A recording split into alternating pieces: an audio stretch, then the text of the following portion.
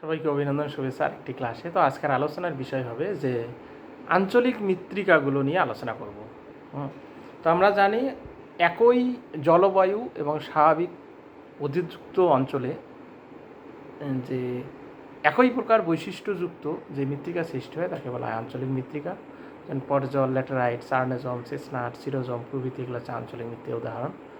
যেমন পটজল মৃত্তিকা, ল্যাটেরাইট মৃত্তিকা, ধূসর বাদামি মৃত্তিকা, হ্যাঁ, এগুলো হচ্ছে পটজল মৃত্তিকার আঞ্চলিক মৃত্তিকার মধ্যে পড়ে।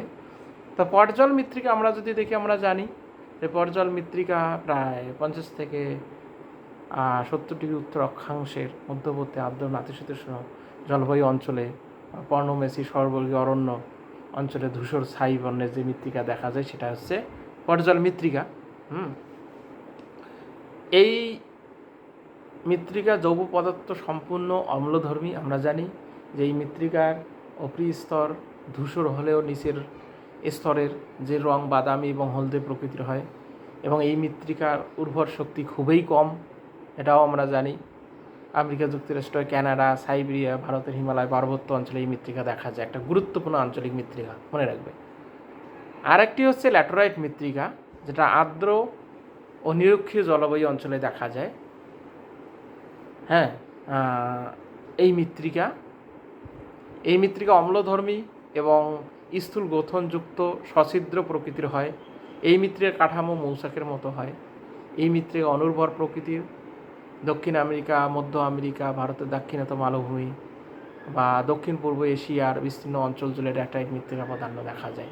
হ্যাঁ, এছাড়াও যেমন ধূসর বাদামি মৃত্তিকাও এই তোমার আঞ্চলিক মৃত্তিকার মধ্যে পড়ে, যেটা আমরা দেখতে পাই নাতিশীতোষ্ণ বৃহৎ পত্রযুক্ত যে পর্ণমোচী অরণ্য অঞ্চলে মৃত্তিকার অপরিস্তরে জৈব পদার্থর যে আবরণ পচে গিয়ে যে ধূসর বাদামি রঙের মৃত্তিকা সৃষ্টি হয় তাকে ধূসর মৃত্তিকা আমরা জানি।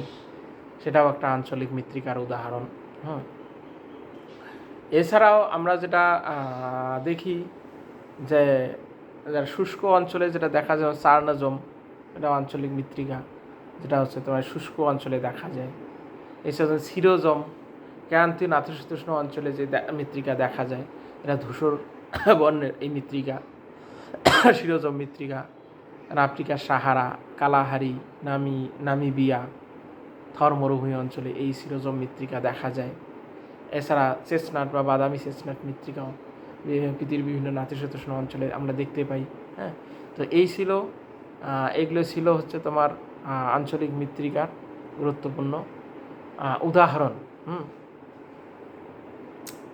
তো এই মৃত্তিকাগুলো বিভিন্ন অঞ্চল বিশেষে যেখানে জলবায়ুর যে বৈশিষ্ট্যগুলো আছে সেগুলো অনেকটা একই প্রকৃতির হয়ে থাকে, মনে রাখবে।